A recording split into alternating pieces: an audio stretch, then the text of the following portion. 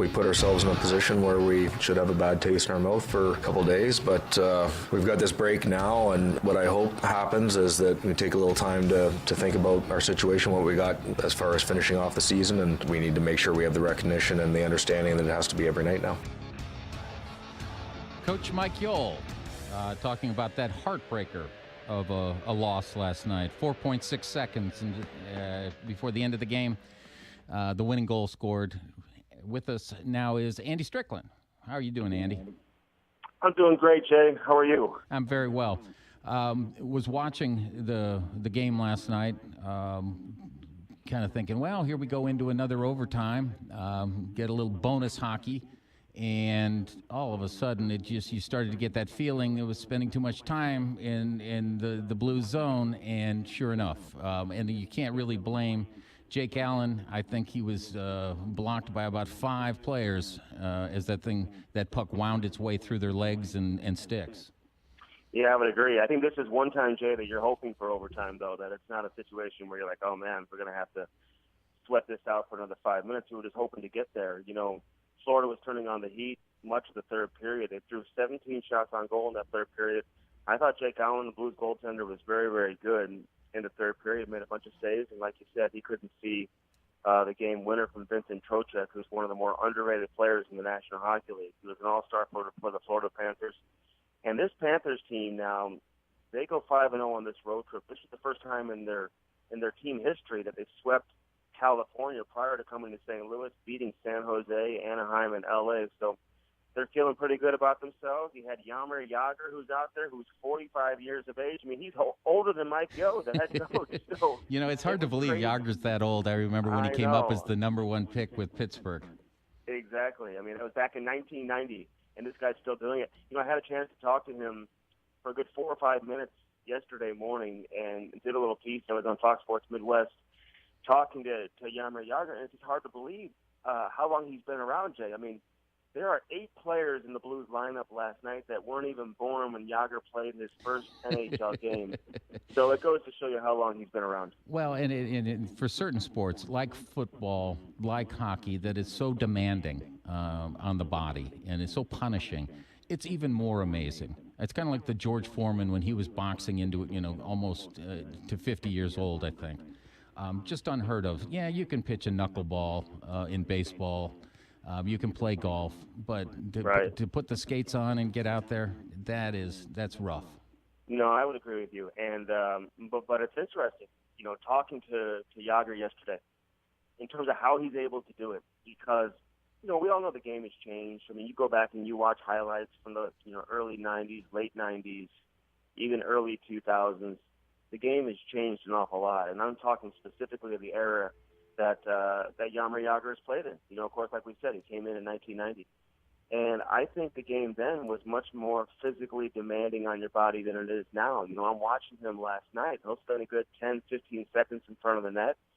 You used to have 2 or 3 sticks clamping down your neck, right. And when you're skating with the puck, you've got guys water skiing on you down the ice. That's not the way it is anymore. Right. And he talked about how much lighter players are that you're going up against. Certainly faster and way more skilled than it's ever been. The goaltenders are better than they've ever been. Absolutely. The game is better than it's ever been, just from a skill standpoint. But the physicality, probably not as gruesome or brutal as it once was. Well, and there's good and bad to both sides. We all yearn for the days when, but those players put themselves through a lot, and sometimes standing in front of the net and having the back of the stick come across the back of your neck, that was rough to handle for a full season. No doubt. And I talked to Brett Hall about that a lot, who's at the Blues games just about every single night, at least the home games. And Keith Tkachuk. I mean, people like those guys who basically lived in front of the net and just took the punishment game in and game out. And then you have a guy like Chris Pronger, who's at the game last night, and he was on the opposite end. He was the one who was kind of giving it out. And Barrett Jackman, who was there last night. I mean, these are guys who certainly thrived off of that style of play. But, I don't know how Brett Hall and guys like Tkachuk, I don't know how these guys survived. People forget how good Keith Tkachuk was, by the way. Mm-hmm. Jaromir Jagr just recently passed him on the all-time list for power play goals. He had something like 212 power play goals over the course of his career. So it goes to show you the type of career that Keith Tkachuk had. But listen, there's no question what Jaromir Jagr is doing is unbelievable. He's 45 years of age. He's still playing. He's still playing at a high level. This guy has 34 points, so it's not like he's a fourth-line slug who can't skate, who can't move. I mean, you see him out there making plays last night. It's pretty phenomenal to watch. Right. So the Blues went on a great streak right after changing coaches, and it was fun to watch. I don't think anyone believed that it could continue at that pace. And so here we have a two-game losing streak. Well, what's the feeling in the locker room?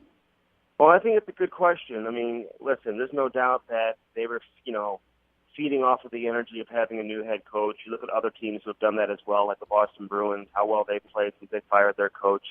The New York Islanders went on a long run. I think they went 7 straight without losing in regulation after firing Jack Capuano, who was their head coach. This isn't unusual. I've said this over and over again. Being around this team for a long time, you've seen coaching changes and you've seen the team take off after a change is made. And, in the case of Mike Yeo, I think, and for the Blues, I think they just needed a new voice. Ken Hitchcock had been here for quite some time. But I think last night's game was the first time that maybe you can question some of the moves that Mike Yeo made, at least down the stretch, the players who we had on the ice at the end of the game. You didn't see Steen out there. You didn't see Paul Stastny. Jay Bouwmeester was taken off the ice late in the game for Colton Parayko, and a lot of my people, may be in favor of that move. But he didn't utilize his timeout late in the game. And you saw the Blues in scramble mode. I mean, they were absolutely dead over the course of the last, 20 seconds just prior to Florida scoring. Like I said, you saw it coming. Yeah, you could definitely feel it coming. But he's done a heck of a job, there's no question. They certainly have improved the way they play, specifically defensively. But last night on home ice, considering now they go into the bye week, this bye week is interesting. Tell me about that. What is a mandatory 5-day layoff? Yeah. Well, it's funny, the players, they asked for this in exchange for the league getting the 3-on-3 format in the All-Star game, believe it or not. Okay, this is how this came about. This is what they discussed when they're at the water cooler, okay? You get the Players Association, you get the NHL. Hey, if you give us 3-on-3 in the All-Star game, then we'll give you that bye week that you want. And every team in the league is getting this. But what's interesting is in the month of February, NHL teams in their first game back after the bye week are 0-8-3. They haven't won a game, so it certainly has affected the level of play of a lot of these teams that have had their bye week. And for those who don't know, for the next 5 days, the Blues can't practice, they can't play, they don't come to the rink. In fact, they've all scattered all over the place. Some are going to Mexico, some are going to Turks and Caicos, some are going to Scottsdale, Arizona. So they get a little break here where they don't have to play and they don't have to practice. But they're going to have a practice Saturday night when they get back around 5 o'clock. Then they'll fly to Chicago, get to their hotel room around 10 before playing the divisional opponent. And coaches don't like this because they've compacted this 82-game schedule and essentially having a week off, and it's left very little practice time. Some coaches feel that it increases the chances of injury as well. I talked to the deputy commissioner of the National Hockey League yesterday who told me that, hey, listen, we're going to look to tweak this. We don't really like the way that it's working.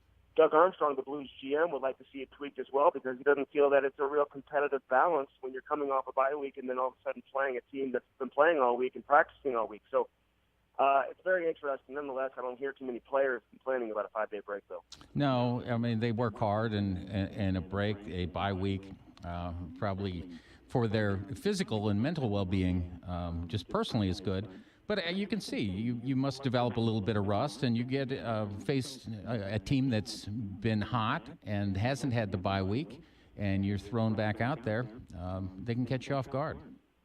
And let me just say, there's 2 to 3 teams that won coming off their bye week. One was Pittsburgh, who was down 3-0 in the first period before they came back and won their game. And another one was Toronto, who played the New York Rangers, who were also coming off their bye week. So I'm not even sure we can count that one. But there's been some GMs around the league and a lot of people around the league who have proposed that, hey, listen, it's okay to have the bye week, but let's make this fair and have the entire Western Conference take their bye week at the same time, have the entire Eastern Conference take their bye week at the same time. And when you come back, call it rivalry week, whatever you want to call it, but have the teams that are coming off of their bye week face each other for at least the first couple of games, just to make it a fair, competitive playing field. And I think that's all that Doug Armstrong wants to see, and a lot of other GMs and coaches would like to see. If you're going to continue doing this, they want to make it as fair as possible. I know I haven't done it, Andy. Maybe you've looked at it or others have. What is it like for the NFL, teams coming off of their bye weeks? Well, that's a great question. And, again, you're talking about a situation there where that's been going on for years and years. I would imagine in the National Football League that teams fare pretty well coming off of their bye week. I mean, a lot of teams need it because of injuries and, the wear and tear throughout the course of an NFL football season, especially in your skill positions, or even, linemen and, who are dealing with injuries and whatever. This gives you an opportunity to heal. I think that's a great question. I want you to look that up for me. I will. You know what? I'll do that tonight. In fact, I just did. The numbers are very good. The numbers are very good, in fact. So. They do better coming off the bye week. Okay, Willie, our producer, says it's good. And then that may be just a matter of, the statistics may be just that, statistics. We don't have a big enough sample yet. But I could see where it's a little bit different, too. You're playing... I think the difference is, though, in football is they come back, they still have a full week of practice to prepare for that game. Where in the NHL, like I said, these guys aren't allowed to practice because of the league rule until late afternoon on Saturday, right? And then they're going to hop on the plane. Then they head to Chicago and they're going to play. They won't get to the hotel, like I said, until 10 o'clock at night. That's the difference. And because of the bye week, I mean, the season is still the same length, and you're compacting or condensing 82 games in the same amount of time that you would in a normal season without the bye week. So from that standpoint, you're seeing very little. You're seeing way more back-to-backs. You're seeing way more 3 games in 4 nights than we've ever seen before. And as a result, you see minimal practice time. I mean, coaches aren't going to throw your players out there and have a full practice when you're coming off of 3 games in 4 nights. There's just no time to do it. You need that time to rest. And maybe it's affected the game. I know scoring is up. Mm-hmm. Goaltending has been down this year. And some have said, hey, maybe it's because the goaltenders are a little bit tired and maybe playing too much, and because of the lack of practice time has affected the goaltending position too. Sure. Andy, your show, Hockey Sense, when is it, and what do you got on tap? Well, listen, tomorrow night it's the bye week. I'm not bothering anybody from the Blues this week. Okay, they're in. Are you on a mandatory layoff as well? I don't get the bye week. Okay. But we'll have the show tomorrow night. Looking forward to that at 8 o'clock over at O.B. Clark's. But I'm going to have Corey Hirsch on with me, who is a former goaltending coach of the St. Louis Blues, who recently wrote a real interesting article about his life that was in the Players Tribune. I don't know if you're familiar with that or not, but a lot of these athletes have been writing essentially biographies or telling stories about themselves on a website called the Players Tribune. It's become very, very popular. And Corey Hirsch talks about contemplating suicide early in his NHL career, what led to that, and what brought him back to feeling good about himself. And he speaks very openly about dealing with mental illness. He's going to join us on Wednesday night. Looking forward to that conversation. That should be a wonderful show. Andy Strickland, Hockey Sense, tomorrow night, 8 o'clock. Is that correct? Yes, sir. Very good. Thank you so much for joining us. Jay, have a great day. You too. It is 9:52. The McGraw Millhaven time is 8:52, but it's really 9:52 here at KTRS, the